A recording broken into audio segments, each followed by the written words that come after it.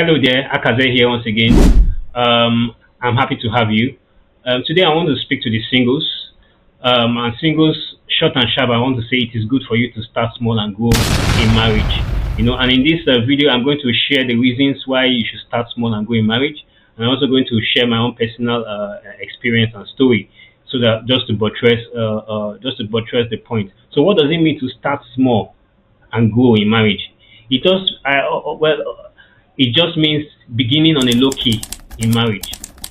Starting marriage with someone who has so much, still has so much to achieve, not a ready-made or fully baked person, if I want to use that word.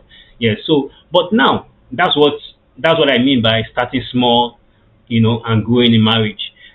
But now the challenge there is that in recent years, singles have had a lot of challenges trying to start small. Many singles don't want to start small.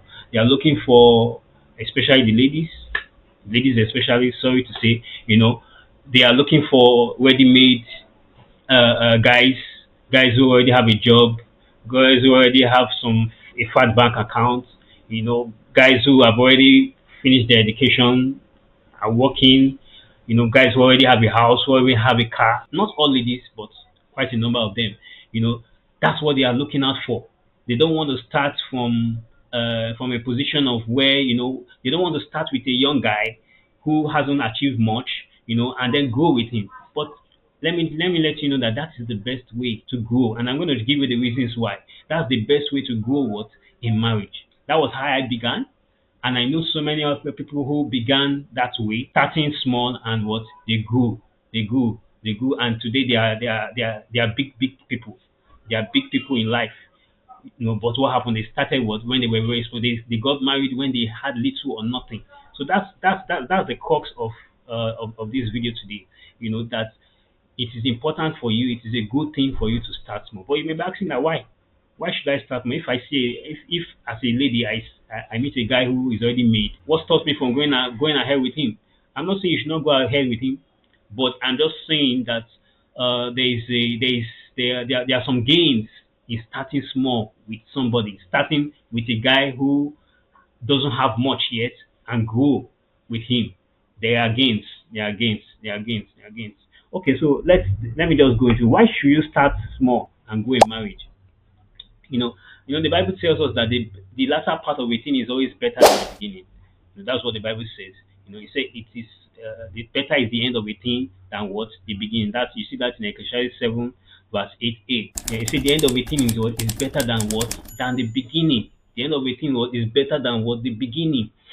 Zechariah 4 verse 10a says, "For who has despised the day of what small things?" So I want to encourage you, young ones, young youths and singles, that do not despise the days of what little beginnings. But if he doesn't have a car, he doesn't have a house, he's not established, that doesn't mean that he's not a good person to marry. No, no, because one thing is that you may say now some can be rich and then tomorrow he comes down. Let me read Proverbs 23 verse 5 for you to just to progress. I say, will you set your eyes on that which is not? For riches certainly make themselves wings. They fly like an eagle towards heaven. The Bible says that riches can gain wings. We've seen people who they were made. They had the job, they had a fantastic job, they had a house, they had a car, but something happened. Maybe they were sacked from work. Maybe they were fired from work, and everything just came down. They didn't have any savings. We see rich men who maybe they had businesses, but maybe they just invested in one. They put some money. They have all their money in one investment, and the investment just went down. Maybe the government came and brought up a policy that truncated that business completely. We've seen it, and just come to nothing. So the thing there is that if at that point in time, I mean, if you as a lady or a guy, you had married your spouse because he had a house, he had a car, he had cars, he had property and all these things. When life happens, when these challenges come, which was the reason why you went to that guy or to that lady, when these challenges come, what happens? The source of the reason why you went to that guy is gone. And that's where you see problems now happen. You find out that a lady leaves the husband, says, look, I came here to enjoy. Now that things are not okay, let me move. But that should not be. That should not be. And one thing I noticed is that I've observed that couples who started small or with nothing, they are to have better marriages. I'm saying it from experience. I'm saying it from experience. Couples who started small and grew, they have better what marriages. They have more stable and what more. They have more stable and united what homes. I have examples, like I said, in my former church. In my former church, we had so many couples that got engaged while they were in school, or got engaged while they were serving, or got engaged when they didn't even have a serious job. But today, 10, 15, 20 years after, they are still together. They have not ended up in divorce. So when you see one, two, three, four, five, six, seven, eight, nine, 10 examples of people who started when they were nothing, they didn't have anything. The ladies accepted their proposals when the guys had nothing. And now 10, 20 years after, they are still together. That tells me that truly, truly, it is good to start small and what grow, with your spouse. And another reason why it is good to start small and grow in marriage is because a man who was nothing and then a lady accepted his proposal for marriage while he was nothing. As that man grows, as he grows and becomes something he like, he will not forget that lady. He won't forget that lady, especially if some other ladies rejected him because he was nothing. I tell you, this guy will not forget that lady, that wife of his. He may not be the perfect person, but because this lady stood by him when there was nothing, and now they now have so much, he will always stand by her. That's one of the advantages of starting small and going in marriage. But if you get married to a man who is already made, he's already settled, he's already made, and you came in to come and just be his wife, in his mind, he doesn't owe you so much. I'm not saying it happens in all cases, but in a lot of cases it happens. He doesn't owe you much because you were not there when he was struggling. You were not there when he was struggling. When he had made it, when he had settled down, that was when you now came in. That's when you now came in. And that's and because of that, he's not going to really value you as much as someone who started when he was nothing. So that is one reason why it is important to start small and grow. Now also another thing that I noticed, I've seen, is that men who have become established, what happens to them when it is now time to get married? I've seen situations where these men they are skeptical about the ladies. And that's why I advise young guys that don't wait until you become so much before you go look for a wife. And that's I'm going to share my story to buttress that. Don't wait until you become an oil magnate or a big man or whatever it is you want to call it before you look for a wife.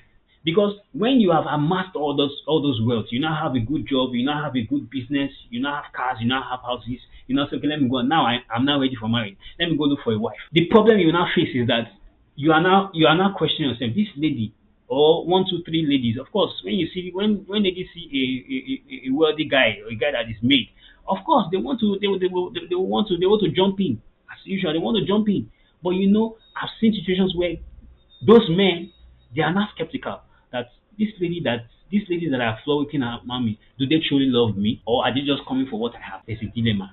I have seen situations like that where these guys they could not settle down with a lady, not because there were no ladies around them. Of course, there are ladies around them, but because they were not sure whether those ladies loved them for whom they were, or they loved them because of what they had. You can see the conundrum. You can see the issue. So that is why I always say, as a guy and as a lady, ensure that what you that you start small with your spouse. It helps. I must tell you, it helps a lot. And that will take me to my story, my personal experience. When I was an undergraduate in school, I had made up my mind that look, I want to find my wife. I want to meet my wife before I become something big. I have very good visions about where I want to be. I have very good visions about my future, my career. But I pray to God and I ask God and I say, God, I want to find my wife before I become something, because I want someone that will love me for whom I am and not for what I have. And that's what I decided. And truly, truly, this first lady I proposed to her while I was in final year in school. Although she didn't accept my proposal. I proposed to quite a number of other ladies before I met my wife and I proposed to her. Of course, when I proposed to my wife, I was working, but I didn't have so much. I mean, I was not earning so much. You understand? In fact, my wife did not even know when I proposed to her and when she accepted my proposal. My wife did not know where I lived. She did not know whether I lived in a hut or in a duplex or something. She didn't know. She didn't know where I lived. She did not know how much I was earning. She never asked those questions before she accepted my proposal. And mind you, I was living in a mini flat, what they call a room and parlor self-contained. That was where I was living.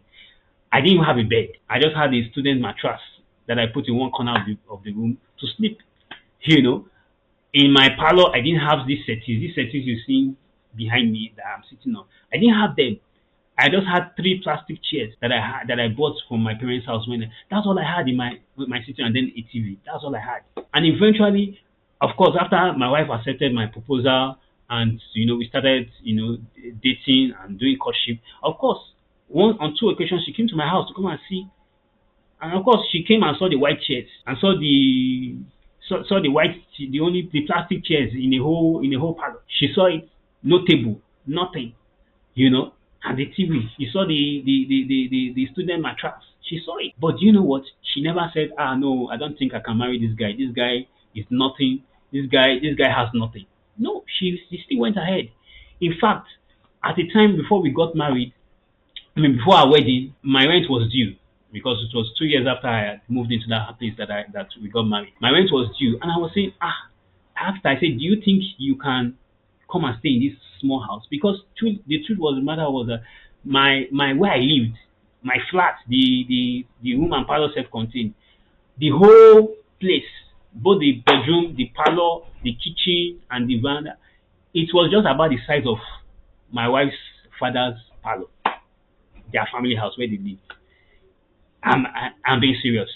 So I said, I mean, with a lady who lives in such a big house with a parlor that is just their parlor is the size of my own flat, will she be willing to come and stay with me? And I was concerned. And I asked her, I said, don't you think I should go and get another apartment? And she said, no, why? No, no, it doesn't matter. We'll start from where you are. We'll start from where you are. And I was really grateful and I was happy. And I tell you, between then and now, we have grown. We have really, really grown. I must tell you, we have grown. Throughout my courtship, my wife never asked me for a dime. Say, please, I want to buy this or give me money, like what a lot of ladies do now. They call it billing. My wife never did anything like billing for me. Never. I was the one who went out of my way to buy things for her, just to show my love for her. But she never asked me one day, say, I need money for her, I need money for this, or I need money for her. She never did that. Now did that, and I appreciate her for that. And that's the reason I want to believe that's one of the reasons why 13 years down the line we are still together. And by the grace of God, we're going to be together continuously. This is my story, this is my experience. And that's why I share it with you. You may agree, you may not agree, but I believe that couples who start small, start compact, and go, I believe at the end of the day they have the best of marriages based on my experience, based on what I've seen. So I want to encourage you as a single lady, don't just be on the lookout for just the fancy things, the houses, the cars, the fat bank account, or just a guy who lavishes money on you. No, no, no. He may lavish money on you, but he might not be the best husband for you. Or the guys, don't look for a lady that, she's just she's made, or she's this or that. She's fine. I'm not saying you should not have good standards. Don't get me wrong, but let that not be the criteria why you will decide to marry somebody or not. Let that not be the deal breaker that, okay, if he doesn't have a house, if he doesn't have a car, or doesn't have a fat bank account, or doesn't spend money on me, I'm not going to go to that. I'm not going to go for that. Just like they will say in our local plan, they will say, we don't want Sulere, we want Olorun should go. That should not be your mindset. Your mindset should be, look, where is this person going to? What is this person? Is this guy? Does he have a vision for the future? Those are the things that you should be talking about. These are the things you should be talking about. So, I will just end it here and just encourage you that singles, the best bet for you to have a good marriage is for you to start small and grow. That's my humble opinion, and that's what I submit to you. So, if you've enjoyed this video, I want to just encourage you. Please subscribe to my channel if you're on YouTube, and if you're on other platforms, please kindly just follow my page and share my video with others so that they can also learn. So till my next video, stay blessed.